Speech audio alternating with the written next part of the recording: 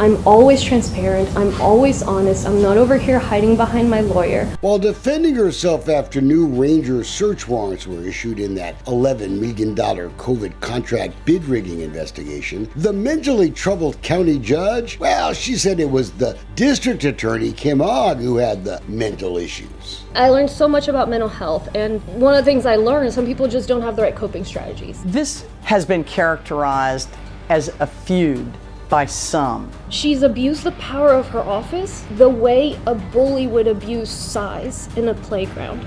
Maybe Hidalgo should have asked her lawyer before she opened her mouth the other day, because in that press conference at the county administration building, Hidalgo likely violated state criminal law, and not because she accused the DA of playing politics. We're not supposed to use the people's funding for political ends, and we need to stop this circus that she wants us to be a part of every time. But it was Hidalgo who did just that, announcing the DA was mad because Hidalgo was supporting Ogg's opponent, Sean Tier, in the race for the Democratic primary. He is a well-respected, very experienced, strong opponent who not only just released a poll showing that he's ahead, but he has severely outraised her.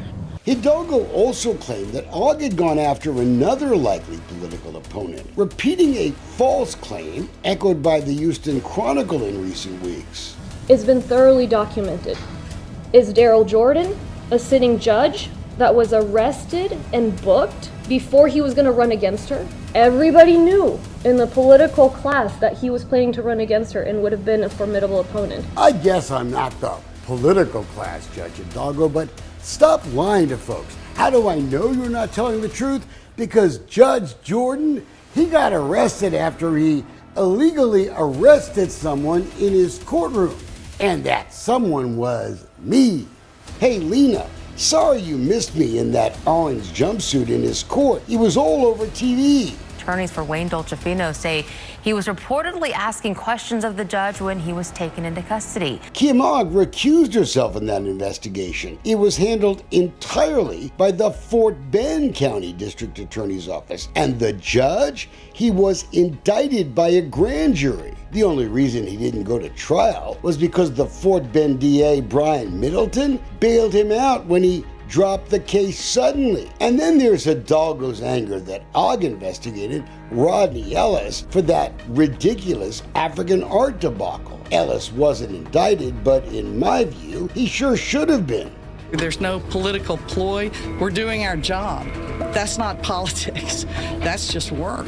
In a statement following Hidalgo's news conference, the DA called her latest unhinged moment childish. Quote, a childish exercise in name-calling that's become all too common in our political process. From the moment I was elected, I've always been focused on the truth and transparency. Here's just one of many examples of Lina Hidalgo simply not telling the truth. It was May 2022, months after the COVID contract investigation had begun, when Fox 26 reporter Greg Rugen asked Lina Hidalgo why she used the encrypted app Signal to communicate about county business. Why do you need an encrypted messaging system? Man, I have Slack, I have Signal, I have WhatsApp. I haven't used them in years. But using state law, we proved Hidalgo and her staff were routinely using WhatsApp. They hid many of the messages from us. And this week, Hidalgo was given the chance to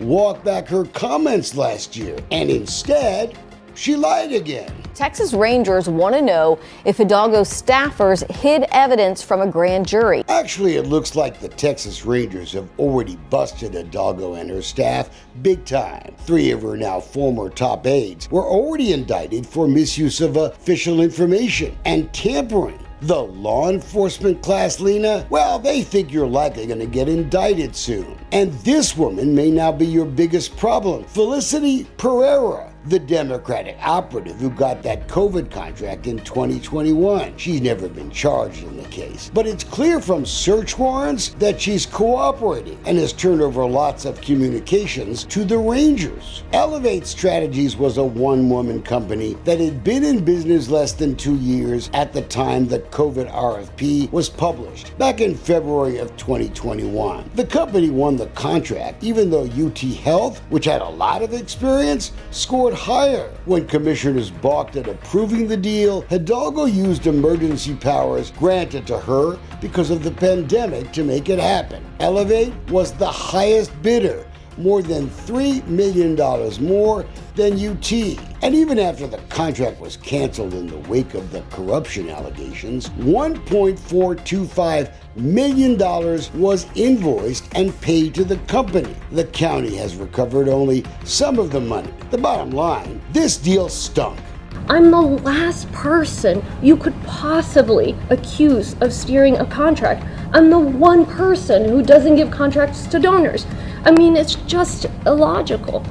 The Texas Rangers now say numerous documents and communications that were ordered to be produced by the grand jury subpoena had been concealed, some to protect Hidalgo's role in this COVID scandal, including some of those WhatsApp messages. The Ranger even implicates the chief lawyer for the county judge, Catherine Case. She admits that she deletes metadata before producing Public Information Act documents, even though she knows that requesters are entitled to the metadata. And it was Case who first denied they even had records of the judge's phone calls until we demanded them. They suddenly appeared. And it was Case who withheld those WhatsApp messages from us. But of course, we're not the grand jury. Quoted, WhatsApp messages had been deleted after the initiation of the grand jury investigation, the Warrens claim. Did you delete messages? Of course not. I mean, that'd be stupid.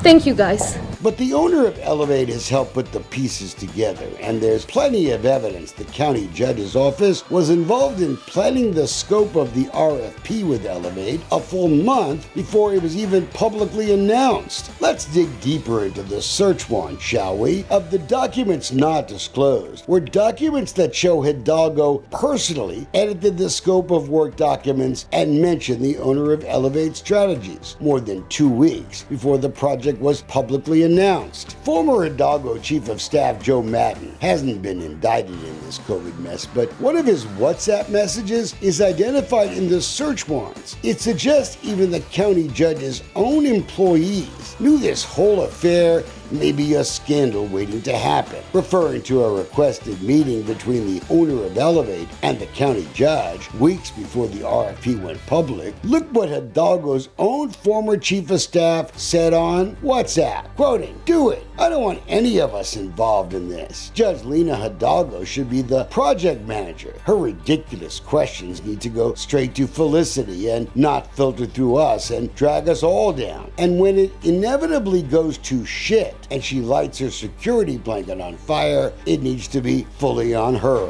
Hidalgo now says if any of the documents weren't turned over, it was just a big mistake, not a cover-up.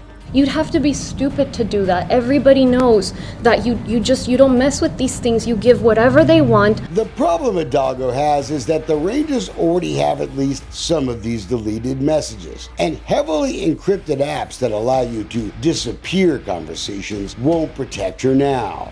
It was on Monday the FBI approached the mayor and asked for his electronic devices. If you've been keeping up with public corruption investigations around the country, you'll notice the FBI just seized devices from the New York mayor, Eric Adams. It's because technology now makes it possible for the Justice Department and other law enforcement to access deleted material straight from the devices themselves. And that's why the Harris County District Attorney and the Texas Rangers did the exact same thing here more than a year ago when the Hidalgo investigation first began. But listen to the county judge try to claim that it's the district attorney who's really the corrupt one here. She does what she always does, which is to use her office for her political gain and her political benefit. It's hard to see how a Democratic district attorney benefits politically from an investigation of another Democrat. Many liberal Democrat precinct judges have attacked Og too, and she's already got a tough primary challenge from Sean Tier. The county judge is clearly hoping the progressive wing of the party will prevail in March and somehow then bail her out of trouble. It's prompted Og to fight back. Quoting, "There will be no political intimidation of law enforcement agents or prosecutors under my leadership. Stay tuned, because the walls on the county judge, they're clearly closing in."